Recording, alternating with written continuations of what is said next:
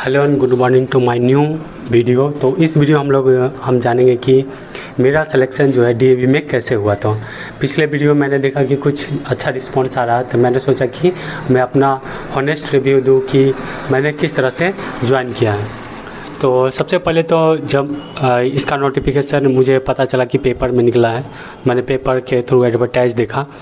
तो इससे पहले मैं प्राइवेट स्कूल में ही पढ़ा रहा था और उसके बाद मैंने जब इसका एडवर्टाइज देखा डीएवी का, तो मैंने सोचा कि इसमें अप्लाई करते हैं, देखते हैं क्या होता है, कैसे होता है।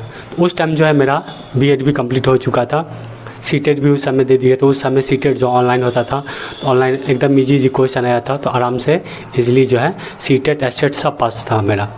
उसके बाद जो है जब ये डीएवी का फॉर्म आया, तो मैंने डीएवी का फॉर्म भरा।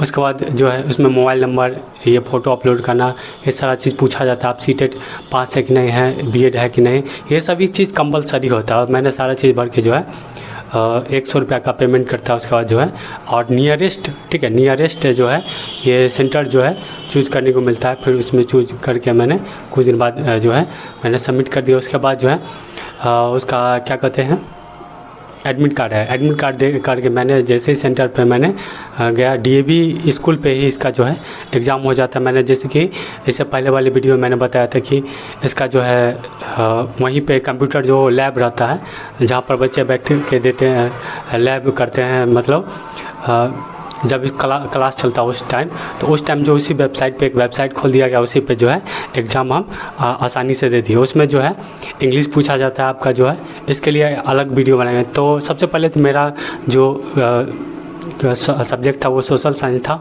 और मेरा जो ग्रेजुएशन था वो इकोनॉमिक्स से था। ये इसलिए बता रहे हैं कि बाद में ये आपको काम आएगा, बताएंगे इंटरव्यू में क्या हुआ था। फिर मैंने वहाँ जाके एग्ज़ाम दिया। तो एग्ज़ाम देने के बाद जो है वहाँ सेलेक्ट करना पड़ा कि 2 सब्जेक्ट आप कोई चुन सकते हैं, ठीक है। तो मैंने हिस्ट्री और क्या कहते हैं ये इकोनॉमिक्स चुन करके एग्ज़ाम देना शुरू किया। और इससे जो है क्वेश्चन जो है एकदम 9-10 के बेसिक लेवल के क्वेश्चन सब जो है आ रहे थे। बहुत आसान सवाल थे, डायरेक्ट एनसीईआरटी का जो पॉइंट वाइज उठा के जो है ये सारा चीज़ जो है आसान। अब ऑप्शन भी बहुत ज़्यादा इतना अलग अलग था कि आसानी से आप जो है छांट सकते थे। अगर आप एक बार जो एनसीईआरटी पढ़ लेते तो आसानी से बन जाता। मैं पूरा लगभग मैंने सही बना दिया और आके चेक किया तो मतलब सही था। उसके बाद जो है रिज़ल्ट आता है, रिज़ल्ट में क्वालिफाइड लिखाता है, वहाँ पे आपको नंबर कभी भी नहीं दिखाया जाएगा। ज्वाइनिंग से लेकर के इंटरव्यू कहीं पर भी आपको जो है नंबर कभी नहीं दिखाया जाएगा। उस पर एक बारकोड रहता है, स्कैनिंग करने का, वो लोग कुछ देखते हैं जब आपका जो है जब आप इंटरव्यू देने जाते हैं उस टाइम। तो उसके बाद जो वो पीईसी कार्ड आ गया। उसके बाद आपको हमेशा देखते रहना है पेपर या उसके वेबसाइट पे कि कहाँ पे इंटरव्यू जो है कंडक्ट होगा। तो मैं जो हर बार पेपर में या वेबसाइट के थ्रू देखते रहता था कि कहाँ पर ये निकला है। आप कहीं पर भी जा सकते हैं, झारखंड भी सकते हैं, एमपी यूपी कहीं पर भी जाकर आप इंटरव्यू दे सकते हैं। तो बेसिकली मैं बिहार से था, तो बिहार के अगल बगल मैंने उस टाइम जो है गूगल फॉर्म आ रहा था, ठीक है। जैसे कि आप ये पीईसी कार्ड निकल चुके, क्वालिफाइड हो चुके हैं, तो आप जो है गूगल फॉर्म भर के दे दीजिए, आपको वो बता देंगे ईमेल के थ्रू या मैसेज के थ्रू। व्हाट्सएप ग्रुप बना के जो है वो लोग कुछ दिन के लिए क्रिएट करते हैं। उसके बाद जो है आप उसमें जो है नया फीचर्स जो है व्हाट्सएप का, उसमें जो ज्वाइन होता है वो वाला, उससे वो लोग क्या कर देते हैं, बता देते हैं कि इस दिन जो इंटरव्यू होने वाला है। जब पीईसी कार्ड जारी हो गया तो कुछ दिन बाद फिर मेल आता है, मेल आते ही जा रहा था। मतलब बिहार में बहुत सारे जोन बने होते हैं, जैसे डीएवी का जो है जोन बनाता है, डी जोन, ई जोन, इस तरह से। तो उसके मेल आना शुरू हो गए कि इस दिन इंटरव्यू है, आपको आना है, ठीक है। तो इस तरह से जो है आपका पीईसी कार्ड, एडमिट कार्ड शुरू से लेके जितना भी डॉक्यूमेंट आप भर रहे हैं वो सारा चीज़ आपका सुरक्षित रहना चाहिए, क्योंकि सारा जो समय देखा जाता है।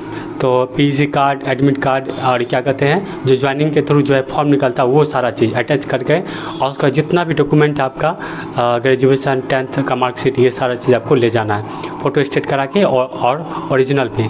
जब आप इंटरव्यू देने के लिए गए तो वहाँ पर जो है सारा चीज़ देखा गया, और 3 चीज़, ये तीनों जो है एडमिट कार्ड, फॉर्म भरे थे वो, और उसके बाद जो है आपका पीईसी कार्ड जो रहता है, ठीक है, ये तीनों सबमिट करके और वो सब डॉक्यूमेंट देख लेते हैं पहले कि हाँ ये क्वालिफाइड है, सीटेट एस्टेट और इसके पास बीएड का डिग्री है। तो वो लोग फिर जो है सबसे पहले राउंड होता है डेमो का। तो मैं डेमो के लिए गया तो वहाँ डिजिटल बोर्ड भी लगा हुआ था।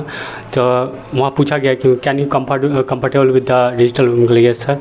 चलाने आता नहीं था, लेकिन मैंने यूट्यूब पे देखा था कि किस तरह जब मैं पढ़ता था कंपटीशन की तैयारी, तो मैं देखा करता कि डिजिटल बोर्ड जो है कुछ तरह से लिखते हैं वो। तो उसी समय मैं समझ गया कि जो है उतना भारी चीज़ नहीं। हम बोले हाँ ये डिजिटल बोर्ड हम चला लेंगे।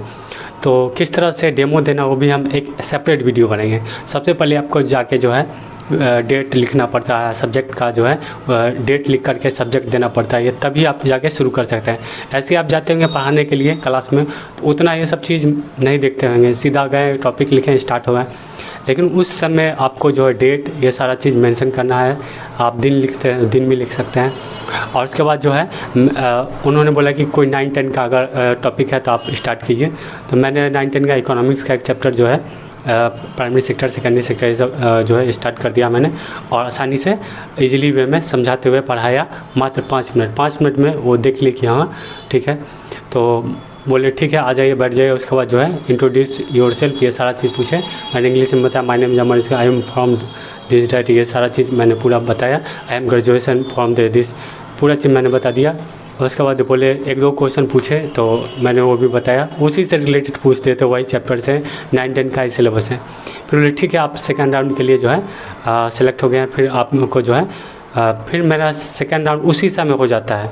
फिर सेकेंड राउंड के लिए मुझे जो है भेजा गया, नीचे में होता है ठीक है। नीचे में जो है ये ऊपर सेकेंड फ्लोर पे हो रहा था, और उसके बाद नीचे में ऑफिस में होता है ये जो इंटरव्यू हो, वही प्रिंसिपल ऑफिस में। वहाँ पर जो है 5-6 चेयर लगा रहता है, उसमें सारे प्रिंसिपल आते हैं, सभी जोन के जो है बैठे रहते हैं, और एक्सपर्ट सब भी रहते हैं, कुछ टीचर भी रहते हैं, और मेन आदमी भी रहता है जो दिल्ली से आया रहता है, हमको जैसे लगा।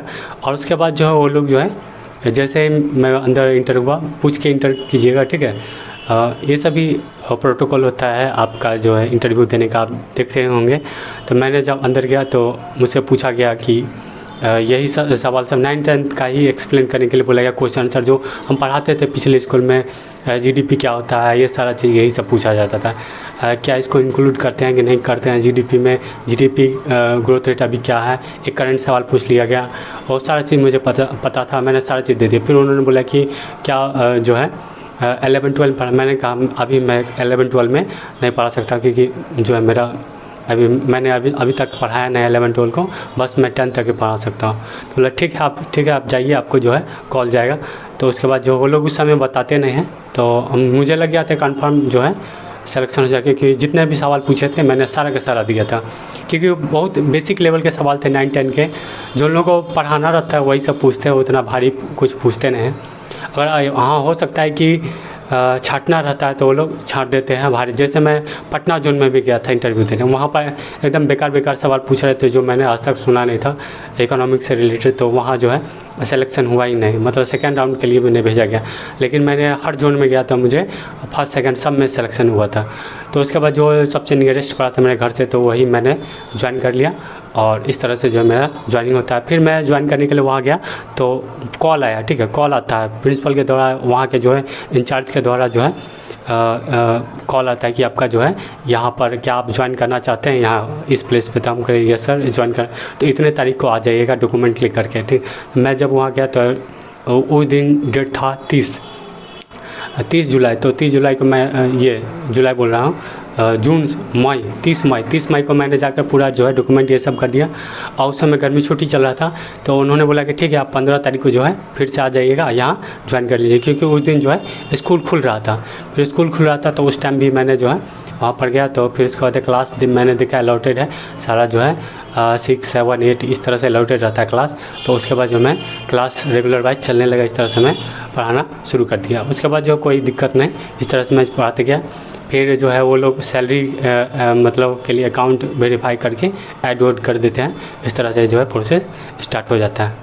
अब धीरे धीरे पढ़ाने लगे और ये भी है कि डीएवी का उन लोगों का जो है खुद का बुक रहता है, अब बहुत ही इजी लैंग्वेज में, एनसीईआरटी से भी ज़्यादा इजी लैंग्वेज में है, अच्छा बुक रहता है, जो आपको जो है बुक का दाम बहुत ज़्यादा कम रहता है, 100-150 इतना ही में जो है 1000 से 1500 में पूरा का पूरा सेट आपका जो है क्लास 6, 7, 8 ये सब ये चीज़ आ जाएगा। लेकिन 9, 10 में जो है आपका जो है आर.एस. अग्रवाल ये सारा चीज़ बना सकते हैं, और एनसीईआरटी ही चलता है 9, 10 में, तो एनसीईआरटी सब जगह चलता है। और इस तरह से जो है ये इस तरह से इसका जो है सिस्टम रहता है।